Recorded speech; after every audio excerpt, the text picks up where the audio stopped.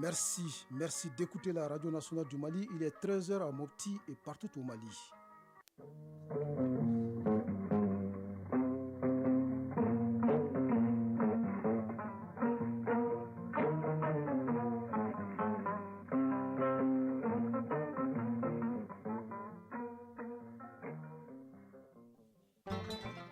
Au micro, Brahma Traoré, les titres.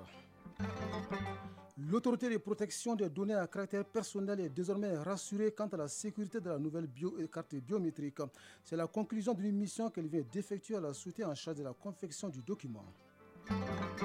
Il a cru à la force du poignet pour assurer son indépendance économique. Souleymane Kouyaté, un griot bien connu, s'investit dans le domaine de la pisciculture, mais pas seulement, à son arc deux autres cordes, projecteurs sur lui dans cette édition. Il nous arrive de façon involontaire et quand il se passe, on est décontracté et soulagé. Le bâillement, c'est de lui qu'il s'agit, est un phénomène à la fois naturel et physiologique, mais trop bâiller peut être un symptôme de maladie. C'est le grand format de cette édition. Au Soudan, 7e jour de combat, 4e trêve volée en éclat, 413 morts et plus de 3500 blessés. L'hécatombe continue et les deux camps refusent toute négociation. Sport, football, la CAN des moins de 17 ans débute dans une semaine en Algérie. Les différentes sélections nationales dont celle du Mali affûtent les armes pour mieux compétir. C'est tout pour les titres. Mesdames et messieurs, bonjour et bienvenue dans cette deuxième édition de Mali Actualité que nous ouvrons avec cet échec d'une attaque terroriste ce matin à Mopti.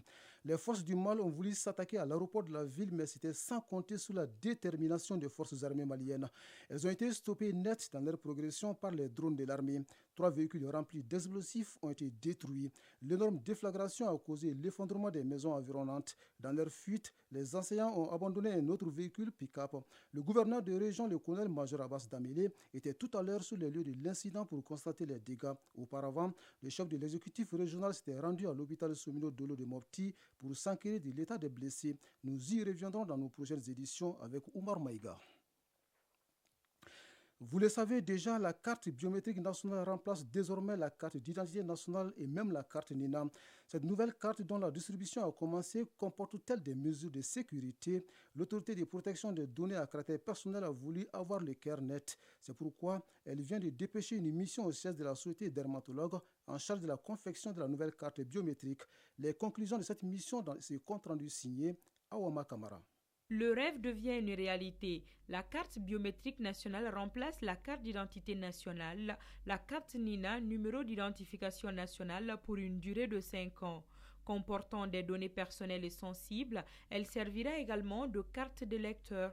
L'autorité de protection des données à caractère personnel dépêche une mission pour s'enquérir de visu des mesures de sécurité. Mamoudou Samasekou, président de l'APDP. Nous avons jugé nécessaire de dépêcher une équipe d'enquêteurs pour venir constater le respect des données personnelles, le respect donc des mesures de confidentialité. Nous constatons que les mesures de confidentialité que les employés ont signées vis-à-vis de l'entreprise SBA SA sont respectées par les employés. Bédi Diakité, ingénieur d'État en génie d'infrastructure. Les serveurs, les ordinateurs de production, les imprimantes de production, la sécurité est parfaite. Cette carte biométrique sécurisée vise à favoriser la libre circulation des populations en toute sécurité.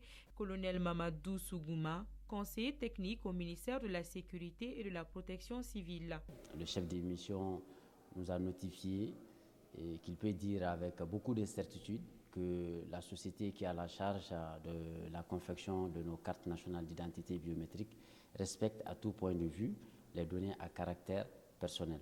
Et cela nous réjouit et au nom du ministre de la Sécurité et de la Protection civile, nous les exhortons encore à rester très professionnels, notamment par rapport au respect des données à caractère personnel. Et une manière pour l'État malien de se conformer aux normes édictées par la CEDEAO.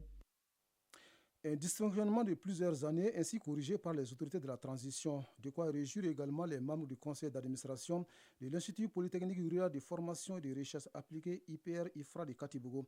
En attendant qu'ils aillent récupérer leurs nouvelles cartes biométriques sécurisées, les administrateurs font d'abord le point des activités réalisées par l'Institut courant 2022, examinent et adoptent un nouveau plan stratégique pour le développement de l'IPR-IFRA pour la période 2023-2028. Ils sont réunis à la faveur de leur 11e session ordinaire, suivie par Djemba Moussa Konaté de notre bureau régional à Koulikoro. Le budget pour l'exercice 2022 de l'IPR-IFRA de Katibougou est équilibré en recettes et en dépenses à la somme de 3 369 586 000 francs CFA. Dr Lassine Soumano, directeur général de l'IPR-IFRA de Katibougou. Il s'agit de sensibiliser à tous les niveaux les décideurs sur l'importance vitale de l'IPR pour notre pays. Ensuite, faire comprendre qu'il n'y a pas de grande nation sans une recherche d'excellence à la hauteur des défis globaux de notre temps. Il n'y a pas de pays prospère sans une recherche de pointe capable d'aller chercher sur le front des connaissances et les innovations qui constitueront le lit mineur de la croissance du pays. Le domaine de l'IPR-IFRA de Katibougou fait face actuellement à une forte pression foncière alimentée par l'urbanisation rapide de la ville de Koulikoro. Face à cet état de fait, le gouvernement de transition a entrepris des initiatives allant dans le sens de la sécurisation des domaines de l'IPR-IFRA de Katibougou. Ousmane Guindo, conseiller technique au ministère de l'Enseignement supérieur et de la Recherche scientifique. Par la volonté du président de la transition, l'IPR a bénéficié d'un appui financier pour sécuriser son domaine par la construction d'un mur de clôture, l'installation de caméras de surveillance, de 2 amphithéâtres de 800 places, de 12 classes à 2 niveaux et de 8 fourrages équipés déjà fonctionnels. Créé en 1965, l'IPR-IFRA de Katibougou a mis sur le marché de l'emploi à ce jour 1500 diplômés, tous corps confondus, dont 14 000 Maliens et près de 2500 non-maliens provenant de 18 pays africains. Il compte aujourd'hui 3 966 étudiants de 10 nationalités différentes. Koulikoro, Djemba Moussa Konaté et Adama Sengaré pour l'ERTM. De la cité du Meguetan à la cité verte pour rencontrer un griot au sens propre comme au figuré qui a décidé de troquer sa tenue d'homme de caste contre celle d'un pisciculteur. Son nom, Suleiman Kouyaté, qui ajoute également à sa corde la gestion des toilettes publiques et le lavage de véhicules. Un homme aux multiples métiers qui a certainement cru à la force du poignet pour assurer son indépendance économique. Un bon exemple qui ne manquera pas d'inspirer d'autres griots du Mali. Sous les traces de Suleiman Kouyaté, notre reporter Moustapha Doumbouya depuis Sikasso. Massadougou Djaya est un groupement d'intérêt économique créé en 2003, évoluant dans la gestion des toilettes publiques, le lavage des motos et des véhicules. Ces GIE emploient aujourd'hui 5 personnes de façon permanente et 20 personnes de manière temporaire. L'idée de cette entreprise remonte à 1996 grâce à la détermination d'un griot doté d'une vocation. Suleiman Kouyaté, initiateur. Je suis griot et je sais qu'on peut gagner dans ça. J'ai réfléchi et conclu qu'il me fallait exercer une autre activité. C'est ce qui m'a orienté vers les toilettes, puis le lavage et la mosquée. Le GIE MDD ou Massadougou Djaya est une entreprise implantée à Médine près du marché. L'endroit est surtout connu pour les toilettes et la mosquée, mais la surprise, c'est la pisciculture. Suleiman Kouyaté, président du GIE MDD. J'ai fait la pisciculture depuis près de 10 ans. J'ai produit des alevins, mais j'ai produit aussi le poisson pour ma consommation et pour la vente. L'espèce, c'est la carpe. Un seul poisson peut peser parfois jusqu'à 1 kg. 15 toilettes, une mosquée, un lavage de véhicules et 3 étangs piscicoles, le tout sur un peu plus d'un demi-hectare pour satisfaire les besoins de la population. Une entreprise modèle qui mérite l'accompagnement des autorités communales. Adama Balo, 4e adjoint au maire de la commune urbaine de Sikasso. Voir une initiative aussi complexe, aussi rentable dans notre commune urbaine de Sikasso, c'est une fierté pour nous. Et je pense qu'il y a à apprendre ici à cet endroit. Nos jeunes doivent venir s'inspirer de ce qui se passe ici. Et moi, je crois qu'on a beaucoup parlé, mais il est indispensable aujourd'hui que nous organisons les jeunes pour qu'ils puissent voir d'abord le début de la production, la pause, l'introduction des alluvions, ensuite la croissance et la vente. Le président du GIE MDD souhaite l'accompagnement des autorités dans l'obtention de l'aliment poisson subventionné par l'État. Sigasso, Moustapha Doumbia et Amadou Dolo pour l'ORTM. Sur la scène internationale au Soudan, les habitants de Khartoum ont fêté hier l'Aïd el-Fitr sous les bombes. Une semaine après le début des hostilités, le général Al-Bourhan et Hemeti rejettent toujours toute négociation. Pour sa première allocution depuis le début de la guerre, le général Abdel Fattah Al-Bourhan a affirmé à la télévision nationale qu'il écrasera militairement son rival. Le bilan des affrontements s'alourdit s'établit désormais à 413 morts et plus de 3500 blessés selon l'Organisation mondiale de la santé. Une quatrième trêve a de nouveau été brisée ce samedi. Toujours au Soudan, un humanitaire travaillant pour l'Organisation internationale pour les migrations a été tué ce matin. Le véhicule dans lequel il voyageait avec sa famille a été pris dans un feu croisé entre les belligérants. C'est ce qu'a annoncé le directeur général de l'OIM dans un communiqué publié hier. Le Bénin va recruter 5000 hommes pour aider les forces de sécurité à protéger les frontières du Nord menacées par des incursions terroristes, selon le porte-parole du gouvernement. Dans un communiqué de presse, Wilfred Ngoubedi précise qu'après une formation de base, les recrues âgés de 18 à 30 ans seront déployés avec les forces armées, principalement dans les zones où il y a des tentatives d'incursion terroriste. Le recrutement aura lieu jusqu'au 5 mai prochain. Les forces armées béninoises affirment avoir enregistré une vingtaine d'incursions terroristes depuis 2021. En RDC, l'Assemblée nationale adopte le projet de loi qui institue au sein des forces armées un corps des réservistes. Le texte a été envoyé en commission avant d'être transféré au Sénat. Selon le gouvernement, c'est dans le but de renforcer le système national de défense et surtout de mettre fin aux agressions récurrentes auxquelles le pays est confronté. Il s'agit aussi de mieux renforcer la protection et de la souveraineté et de l'intégrité territoriale. Enfin, en Argentine, le président sortant Alberto Fernandez a annoncé hier sur Twitter qu'il ne sera pas candidat à sa réélection en octobre prochain. Le 10 décembre 2023, je remettrai l'écharpe présidentielle à celui qui aura légitimement choisi dans les urnes. Je travaillerai avec ferveur pour que ce soit un ou une camarade de notre espace politique, a écrit le président Fernandez. Retour au Mali pour parler du grand format de cette édition. Dans le visa de la rédaction aujourd'hui, le bâillement. Il nous arrive généralement quand on a sommeil ou quand on est fatigué. Un geste tout à fait naturel et physiologique qui permet au corps de se décontracter. Mais attention, trop bâiller peut être un symptôme de maladie selon les spécialistes. Djourache Diakité, qui bâille également, nous invite à bien tendre l'oreille. À l'entendre, il indique le sommeil, l'épuisement ou encore le stress. Le bâillement dont il s'agit est un geste naturel et involontaire qui permet également à certains individus de se soulager. Adama Sankoum Bagaga, enseignant. En général, si je suis fatigué, je bâille et quand je sommeille aussi, si je ne suis pas dans le lit, je bâille. Ah oui, non, après avoir baillé, je me sens à l'aise. Vraiment, je me sens soulagé. Ali Traoré, informaticien. Je baille généralement dans deux circonstances. La première, ça c'est quand je suis fatigué. Et la deuxième, ça c'est quand je commence à avoir sommeil. Mais il arrive aussi des fois que je baille sans m'en rendre compte et que les gens qui sont autour de moi, c'est eux qui me font la remarque.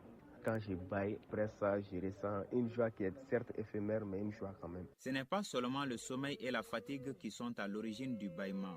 D'autres choses peuvent le provoquer selon Mamadou Kassim Sidibé, citoyen. Le bâillement, c'est un relaxement. Quand on finit de bailler, on est relaxé. Ça fait dégager des trucs, n'est-ce pas, dans le cerveau.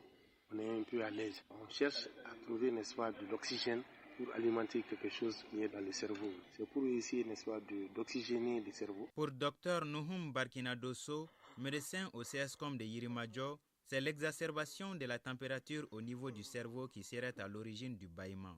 Le bâillement serait déclenché par une augmentation de la température au niveau du cerveau, selon des études récentes, qui se produirait souvent lorsqu'on est fatigué, quand on s'ennuie ou qu'il fait chaud ou qu'on est malade. Donc, bailler a un effet thermorégulateur, c'est-à-dire qui permet de régler la température au niveau du cerveau et nous permettant de retrouver de la vigilance. Donc, concrètement, bailler augmente le flux du sang, c'est-à-dire la quantité du sang frais au niveau du cerveau. Cette explication n'est pas partagée par la religion musulmane. Pour elle, le Satan est surtout à l'origine du bâillement. Boubacar Semega est imam. Selon le prophète Mohammed, paix et salut sur lui, c'est le Satan qui est à l'origine du bâillement. C'est pourquoi il nous recommande de ne pas nous laisser emporter par ces gestes. L'islam nous conseille de couvrir la bouche avec la main quand on bâille, pour ne pas nuire aux autres. Pour le médecin, le bâillement est un phénomène naturel et peut aussi annoncer une maladie.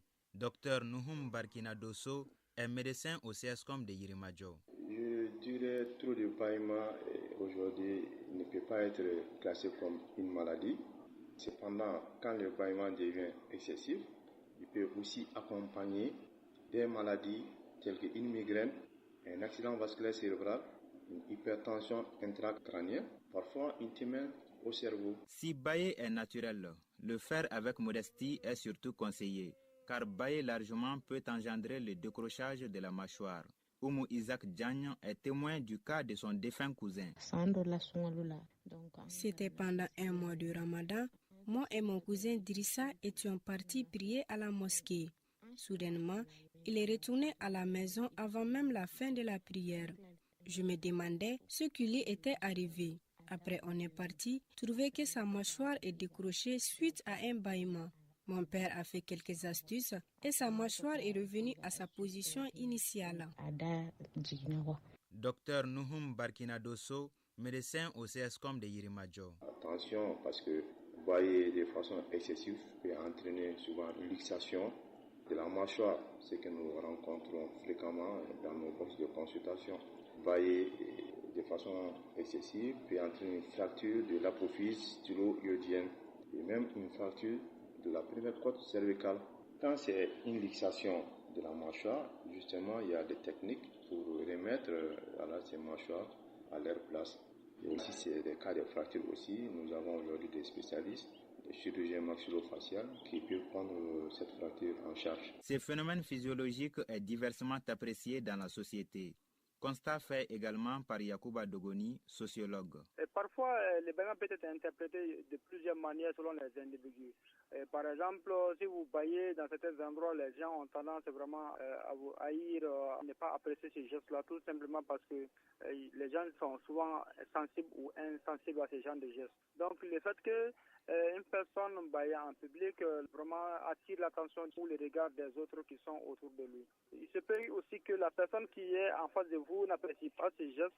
Alors si vous baillez, parfois ça peut vraiment entacher un peu votre relation. Si le bâillement est un phénomène naturel et physiologique qui soulage son auteur, ne convient-il pas de le faire en se couvrant la bouche ?